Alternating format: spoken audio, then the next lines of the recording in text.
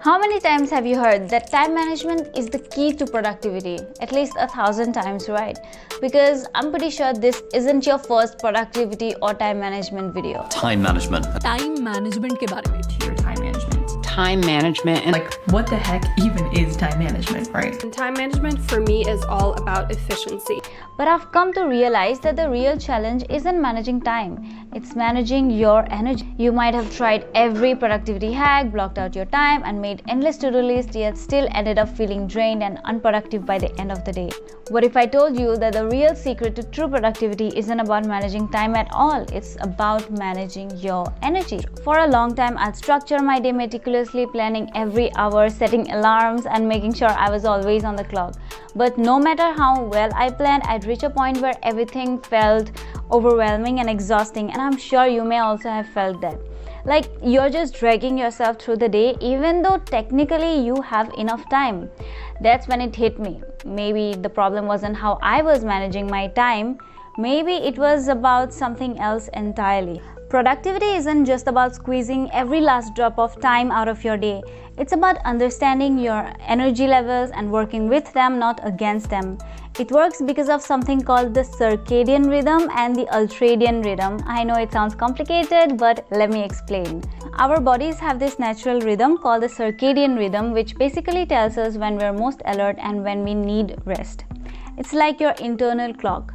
We all know what it feels like to hit that 3 p.m. slump, or maybe after lunch when no amount of coffee or chai seems to help. That's your body's way of telling you that it's time to recharge. The ultradian rhythms are shorter cycles that occur throughout the day, typically lasting about 90 to 120 minutes. During these cycles, your energy naturally peaks and dips. So when you find yourself super focused and productive one moment and then suddenly distracted or tired, that's your ultradian rhythm at work. Understanding these cycles can make a huge difference in how effectively you manage your energy. So instead of pushing through those low energy moments or sacrificing creativity for the sake of efficiency, try scheduling your most important tasks during your natural energy peaks and take short breaks when you feel your energy dipping. This way, you're not just working harder, you're working smarter. I used to think that pushing through when I was tired was a sign of determination and hard work, but no, I learned that working during these low energy times was actually making things harder. I'd end up spending hours on tasks that I could have finished much faster if I had done them when I was feeling more energized. For example, some of the scripts that I wrote, since I'm a script writer now, in maybe about an hour or so performed really well and got much higher engagement rates and views, while the ones that took me over 3 to 4 hours did not do well, and that's because I was distracted or my focus wasn't good. Whereas when I worked for just an hour, I was fully focused and I worked in my best energy level. As a digital marketer and as a content creator, if I do say so myself, what really matters to me is, and I'm sure it's the same for most of you, is the outcome. But here's the thing, results aren't just a direct result of how much time we spend. Just because I might spend 4 hours writing a video script doesn't automatically mean it's going to perform better than the one I spent just an hour or so. So a lot of us are putting effort into managing something that can't really be managed. So what's the alternative, right? It all comes down to something we don't discuss nearly enough: focus and energy.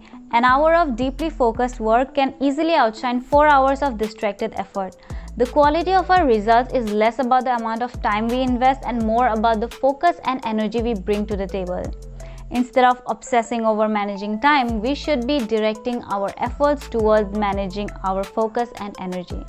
But how do we do that?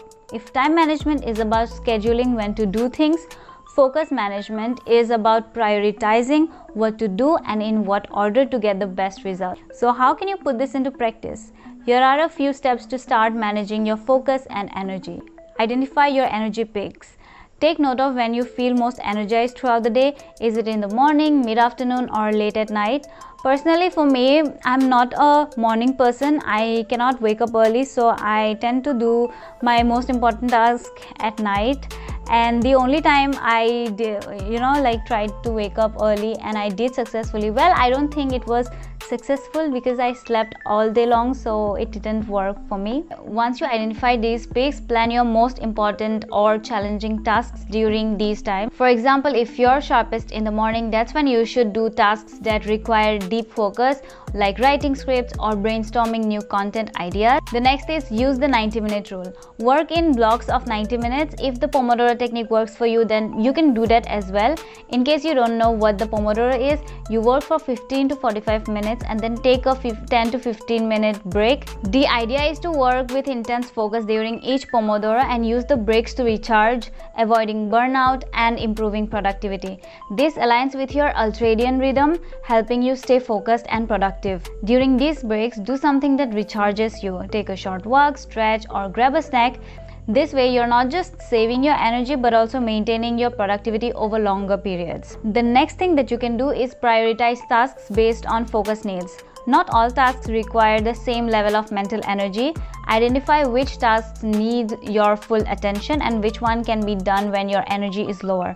For example, I can design my thumbnail during a less energized part of my day, while researching and scripting require my peak focus time. The next is listen to your body. Pay attention to when you start feeling tired or distracted. Instead of pushing through, take it as a signal to step back. Even a 5-minute pause can help reset your focus. This could mean stepping away from your desk, closing your eyes, or just taking deep breaths. So instead of obsessing over every minute, start thinking about how you're using your energy. Time is finite, but energy is something we can manage and even renew if we do it right. I'm not saying time management isn't important, but if we start with energy management, everything else tends to fall into place. That's all for today's video. I hope this video was helpful. Let me know in the comments if you've tried any of these strategies or if you have any other tips that work for you. If you like this video, then don't forget to subscribe to my channel and also give this video a big thumbs up, and I'll see you in the next one. Till then, take care and keep learning. Bye.